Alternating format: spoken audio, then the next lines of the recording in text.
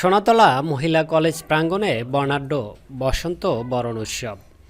বগুড়ার সোনাতলা মহিলা কলেজের প্রাঙ্গণে ঋতুরাজ বসন্তকে বরণ করে দিনব্যাপী বর্ণাঢ্য উৎসব পালিত হয়েছে।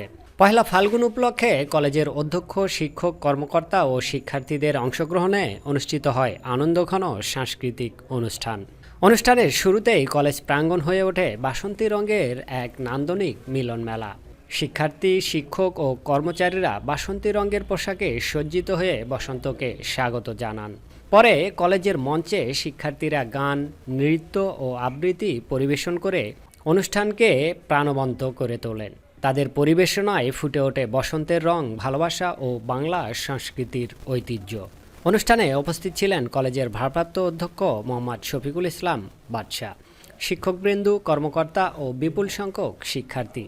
বসন্তের আমেজে ফুলের সাজ, খোপায় ফুল আর আনন্দ উচ্ছ্বাসে শিক্ষার্থীরা উৎসবকে করে তোলেন আরও আকর্ষণীয়। অনুষ্ঠানটি সঞ্চালন করেন সোনাতলা সাংস্কৃতিক সংগঠনের সভাপতি উজ্জ্বল হোসেন খোকন। আয়োজকরা জানান, বসন্ত বরণ উৎসব শুধু ঋতুর পরিবর্তনের আনন্দই নয়, বরং বাংলা সংস্কৃতি, ঐতিহ্য ও অসাম্প্রদায়িক চেতনাকে নতুন প্রজন্মের মাঝে তুলে ধরার একটি গুরুত্বপূর্ণ সাংস্কৃতিক আয়োজন।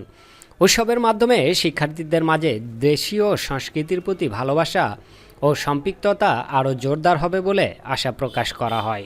শিমন আহমেদ বাদল, স্টাফ রিপোর্টার, বগুড়া বার্তা।